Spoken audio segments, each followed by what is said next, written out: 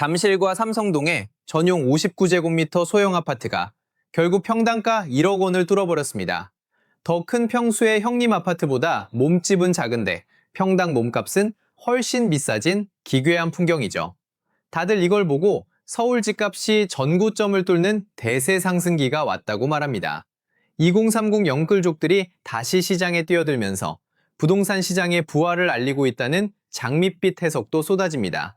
그런데 정말 이게 시장의 부활일까요? 정작 속을 들여다보면 이건 성장이 아니라 비명에 가깝습니다.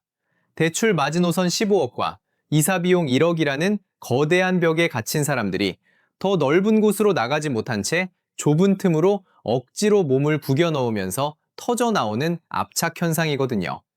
왜 덩치 큰 형님들은 가만히 있는데 막내들만 머리가 커지는 기형적인 일이 벌어지고 있는 걸까요? 이건 부활의 신호일까요? 아니면 출구가 막힌 시장의 마지막 발악일까요? 오늘은 1억 원이라는 자극적인 숫자 뒤에 숨겨진 서울 부동산의 잘려나간 사다리와 그 안에 갇힌 사람들의 진짜 구조를 파헤쳐 보겠습니다. 시작하자마자 보여드린 잠실과 삼성동의 그래프, 다시 봐도 참 기괴하죠? 아우가 형님 머리 꼭대기에 올라선 겁니다. 평당가로 치면 소형이 중대형을 압도하는 역전 현상이 벌어지고 있는 거죠.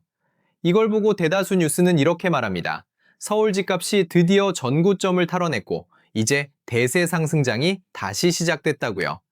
2030 세대가 실거주 목적으로 소형 아파트에 다시 몰리면서 시장의 하방 지지선이 탄탄해졌다는 분석입니다. 물론 겉으로 드러난 수치만 보면 틀린 말은 아닙니다. 거래량이 늘고 평당 1억 원이라는 자극적인 신고가가 터져나오고 있으니까요. 하지만 오늘 우리가 진짜 봐야 할 건 그 상승의 질입니다. 이건 기분 좋은 성장이 아니라 퇴로가 막힌 사람들이 좁은 문에 낀 채 지르는 비명에 가깝거든요. 시장 전체의 에너지가 폭발하는 게 아니라 특정 구간의 수요가 압착되면서 생기는 착시라는 뜻입니다. 사실 지금 시장을 움직이는 건 희망이 아니라 강제입니다. 대출 규제와 어마어마하게 불어난 이사 비용, 이 두 개의 거대한 벽에 갇힌 중산층이 상급지로 가는 사다리를 타지 못하고 그나마 대출 가이드라인 안에 들어오는 15억 원 이하 소형 평수에 강제로 안주하면서 벌어지는 일종의 병목 현상인 겁니다. 실제로 서울 아파트 거래의 85% 이상이 여전히 15억 원이라는 마지노선 아래에 쏠려 있습니다. 사다리가 끊기니까 다들 가장 좁은 칸에 엉겨붙어 있는 거죠. 여기서 질문을 던져야 합니다. 왜 과거에는 그렇게 견고했던 주거 사다리가 지금은 흔적도 없이 사라진 걸까요?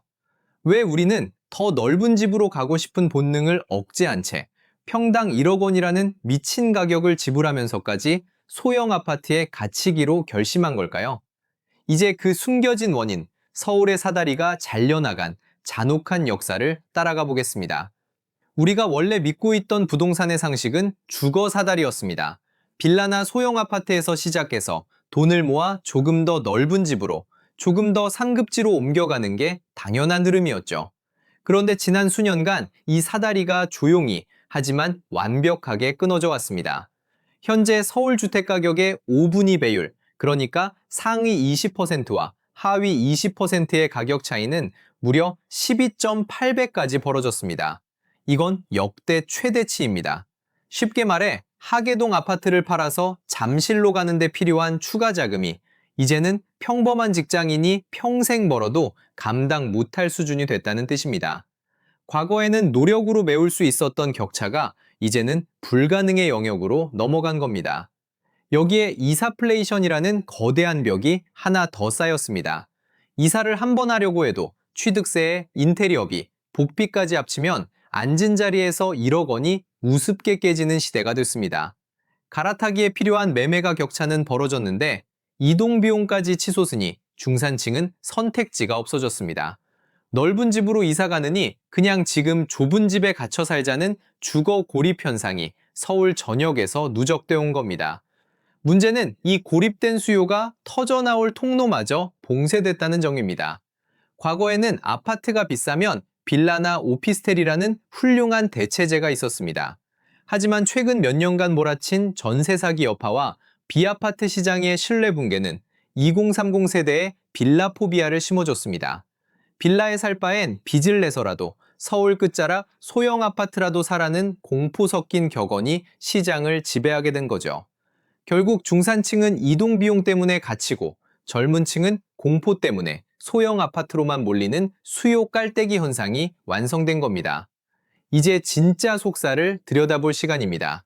겉으로 보면 서울 집값이 다시 불붙었다 정도로 보이겠지만 그 안을 들여다보면 사실 이건 상승이라기보다 압착에 가깝거든요.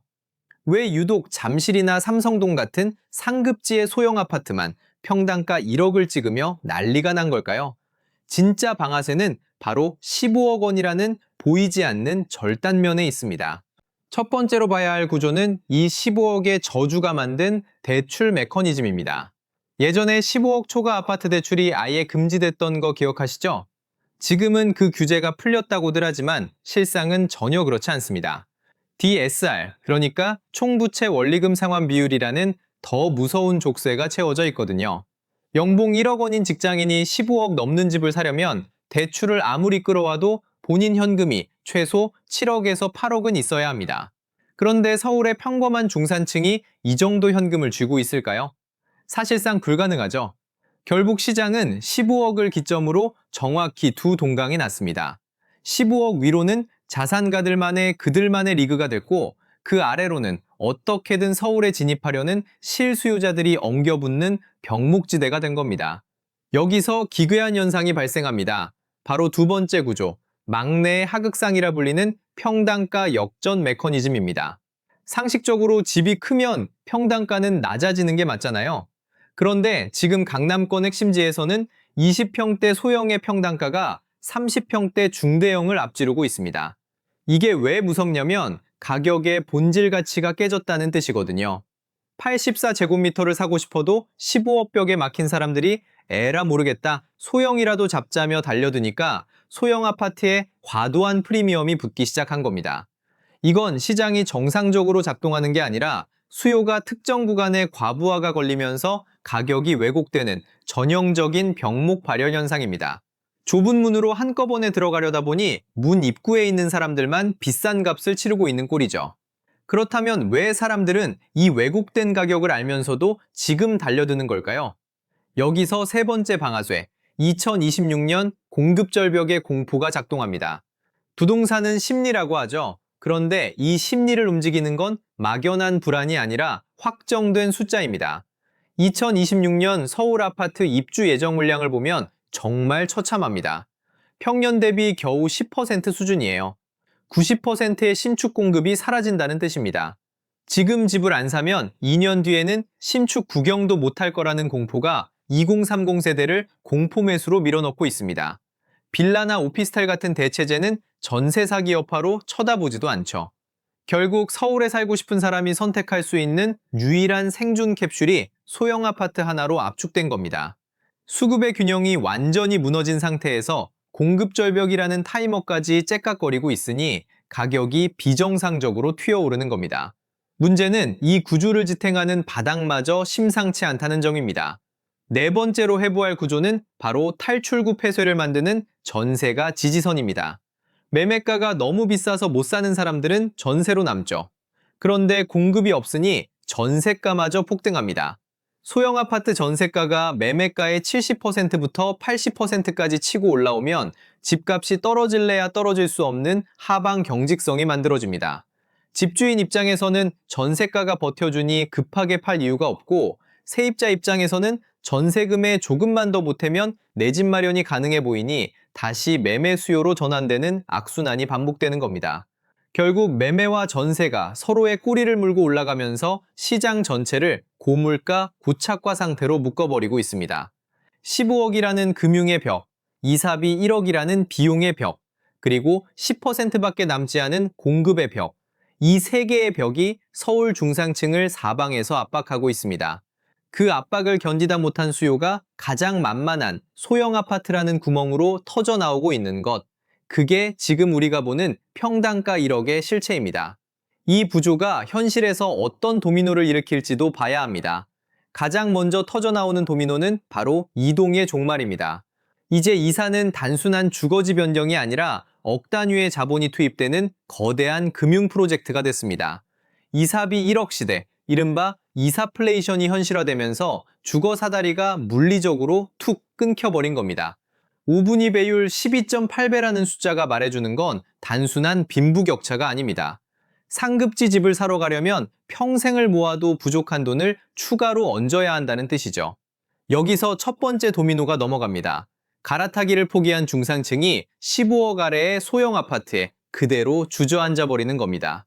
이게 바로 소형 평수 평당가가 중대형을 앞지르는 막내의 하극상을 만드는 첫 번째 확산 경로입니다. 그런데 왜 사람들은 이런 불합리한 가격을 보면서도 굳이 지금 소형 아파트를 사려고 안달이 나는 걸까요? 그 답은 2026년 공급절벽이라는 공포의 전염에 있습니다. 2026년 서울 신축 입주 물량이 평년의 10% 수준으로 쪼그라든다는 데이터가 확인되자마자 2030세대 사이에서는 지금 소형이라도 안 잡으면 평생 서울 진입은 끝이라는 패닉 심리가 독버섯처럼 퍼졌거든요. 결국 제대로 된 거실조차 갖추기 힘든 좁은 집을 평당 1억 원이라는 미친 가격에 매수하는 현상이 벌어집니다.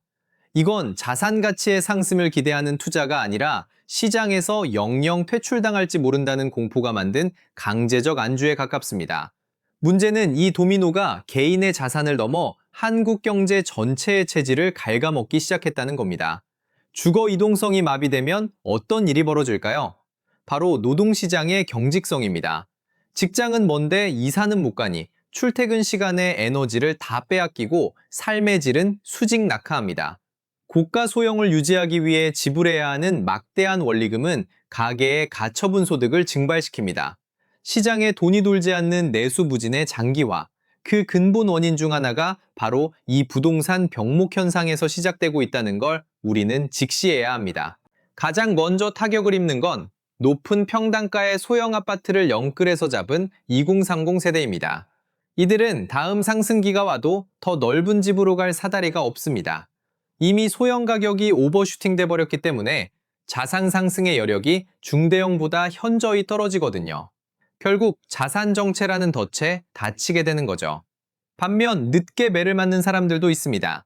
바로 서울 외곽이나 경기도에 집을 가진 1주택자들입니다. 상급지 이동이 막히면서 하급지 집을 사줄 수요가 끊기니 집을 내놔도 팔리지 않는 환금성 위기에 직면하게 됩니다. 팔 수 없는 자산은 숫자에 불과하다는 걸 뼈저리게 느끼게 될 겁니다. 이 판에서 최후의 승자는 15억이라는 대출 규제의 성벽 위에서 시장을 내려다보는 초고액 자산가들입니다. 병목 현상이 심화될수록 좁은 문에 낀 서민들과 중산층은 서로 밀치며 상처 입고 성벽 위의 사람들은 그 풍경을 여유롭게 감상하는 기괴한 이극화가 완성되고 있는 겁니다. 결국 서울 부동산의 본질은 가격의 상승이 아니라 주거 이동성이 완전히 파괴된 자리에서 벌어지는 강제적 다운사이징의 비명입니다.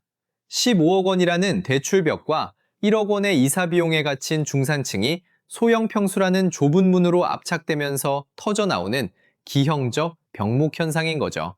그래서 여기서 보이는 기준도 분명합니다. 첫째, 이미 서울 소형 아파트를 보유한 경우라면 내 집값이 얼마나 오르는지만 볼 문제가 아닙니다. 정작 봐야 할 건 윗동네, 그러니까 15억 원 초과 고가 아파트 시장의 거래량입니다. 5분위 배율 12.8배라는 격차가 줄어들지 않고 상급지 이동이 계속 막혀 있다면 지금 누리고 있는 소형 평수의 가격 상승은 결국 팔고 나갈 곳 없는 외딴 섬의 가격이 될 위험이 크기 때문입니다. 둘째, 지금이라도 소형 영끌에 동참해야 하나 고민하는 경우라면 평단가라는 숫자의 함정을 냉정하게 골 필요가 있습니다. 소형 평단가가 중대형보다 20% 이상 비정상적으로 높다면 그건 본질 가치가 아니라 불안이 만든 프리미엄을 지불하고 있다는 신호입니다. 셋째, 거시적인 흐름을 보는 경우라면 2026년을 기점으로 다가올 공급절벽의 수치를 기억할 필요가 있습니다. 서울 입주 물량이 평년의 10% 수준으로 떨어지는 이 시점에 지금의 병목 현상이 압착을 넘어 폭발로 갈지 아니면 시장의 완전한 동맥경화로 갈지가 결정될 겁니다. 우리는 흔히 집값이 오르면 시장이 좋다고 말합니다. 하지만 시장의 혈관인 주거 이동성이 막힌 상태에서의 가격 상승은 독이 든 성배와 같습니다.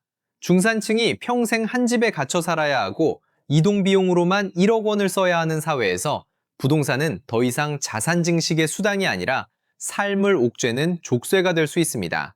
숫자는 언제나 우리를 속입니다. 평당 1억이라는 화려한 숫자 뒤에 숨겨진 주거 사다리가 끊어진 잔인한 구조를 먼저 봐야 합니다. 마지막으로 질문 하나만 남습니다. 지금 영끌에서 선택하려는 그 좁은 문은 서울로 진입하는 마지막 승차권입니까? 아니면 더 넓은 세상으로 나가는 길을 영영 막아버리는 화려한 감옥의 열쇠입니까? 지금 사고 있는 건 집입니까? 아니면 도태될지도 모른다는 공포입니까? 오늘 내용이 도움이 되셨다면 좋아요와 구독, 알림 설정 부탁드립니다. 궁금하신 종목이나 경제 이슈가 있으시면 댓글로 남겨주시면 다음 영상에서 제대로 분석해 보겠습니다. 숫자만 보는 게 아니라 그 뒤에 숨은 진짜 흐름까지 함께 읽어보겠습니다. 경제 읽는 오리였습니다.